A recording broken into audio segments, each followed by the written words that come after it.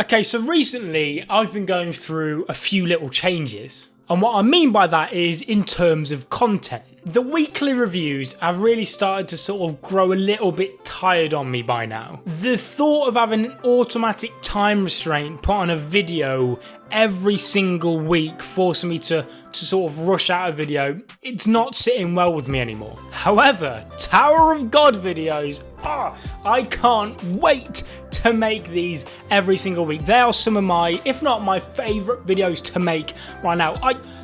I love this series so much. It's honestly so damn good, and this episode in particular was just fantastic. Up until this point, I felt like the Tower of God plot was slightly predictable. Not necessarily in a bad way though, if that makes any sense. It's just like Rachel, for example. We all know I don't trust Rachel in the slightest. And again, this episode really didn't do anything to change that, but we'll get on my distrust for Rachel a little bit later. But before now, I could sort of build an idea in my head of what direction I thought the story was going to be going in. And then this episode happened, and so much was going on that my mind just didn't know where to begin.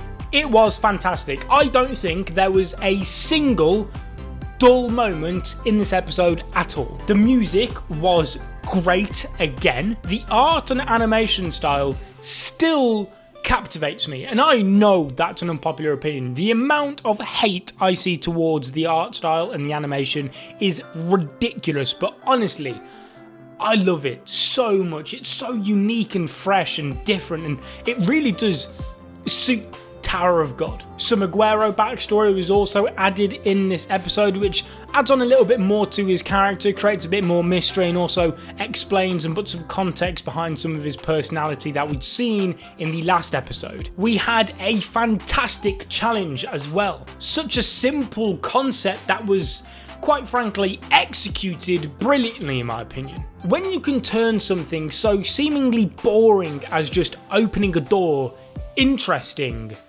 that's when you've done good. This episode was definitely Aguero's episode. As interesting as the trial was, I think it was mainly there as a way to expand upon Aguero's character and showcase the effects that the backstory we had at the beginning of the episode has on Aguero's train of thought. And then you also had the director of this challenge commenting on the weight of Aguero's bag, which just adds more fuel to my theory from last week that Aguero is definitely hiding something or someone in that bag. However, despite me thinking that this was Aguero's episode for sure, the ending was completely different. So we've got the crown game, something that I didn't see coming at all. Whoever wins this crown game supposedly gets to climb the tower. I don't believe anything was mentioned about the teams that don't win the trial. I presume that they just carry on going through the tower as normal, but I'm not 100% sure if that was actually clarified or not. But it seems as though that this game is actually set up to somehow trick Rachel's team. So I'm extremely interested automatically on how that ends up. Even though I'm not quite 100% sure how exactly this challenge is supposed to do that or what the effects it will have are. I'm just not too sure what exactly is they're trying to achieve right now, so I may have to kindly ask you guys to let me know in the comment section down below and explain that to me, but by keeping it spoiler free if you can. But this episode ended up going into a direction that I just didn't see coming at all. We've got Anak showing off her strength. Like, this team are really just so interesting to me. You've got the normal guy in a tracksuit who in this episode started to become quite close and become buddies with Bam. I don't know why, but I get death flags from him for some reason. I'm not too sure, and I'm scared by it. I like him. He's normal, like he said in this episode, but because he's so normal, I can't help but think he's going to die at some point. But Bam's sword seems to actually be reacting to something in this episode, and it seems like it's reacting to Anak. It's either Anak or Anak's weapon, or Rachel it was reacting to into the distance, but I'm gonna say it was Anak or Anak's weapon was the more likely option. That was the first thing that I didn't see coming, but onto the next thing, which I touched on just then, Rachel.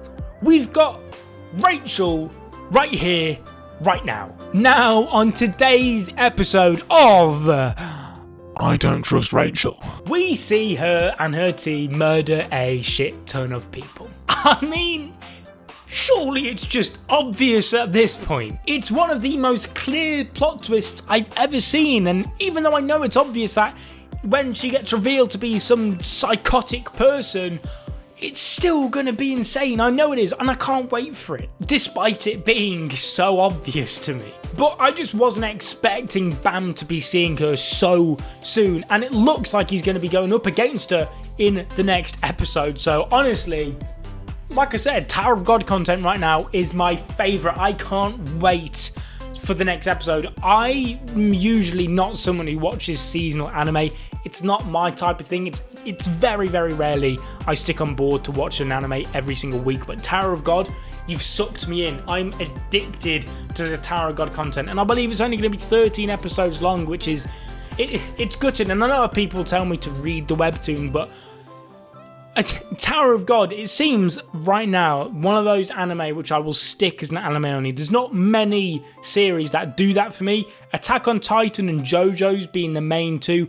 Hunter x Hunter as well, but I'm sort of forced into having to read the manga for Hunter x Hunter. But Tower of God, I think I'm going to stick as an anime only here because the art, animation, music and voice acting is too good for me to skip out on. But I digress, back onto the topic. I can see her and her team winning this crown game, even though it's set up, I believe, for them to trick them. Like I said, I'm not too sure how that works, but it wouldn't surprise me if they did win this. They did progress through the tower, and that was the last we saw of her in terms of appearances in front of Bam for quite a while. We will see. It's just that her and her team just look so strong and overpowered. You've got Rak again as well in this episode, and I love this guy.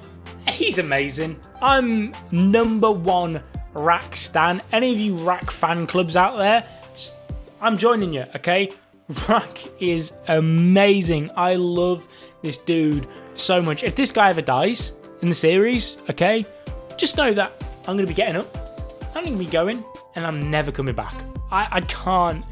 Oh, Rak's amazing. He is hilarious and badass and everything perfect. Just jumbled into one little big alligator. Yeah, I think I'm going to end my discussion there. If you're not, for whatever reason, watching Tower of God, again, I don't know how you would have stumbled across this video if you're not, or why you'd even bother watching up until this point.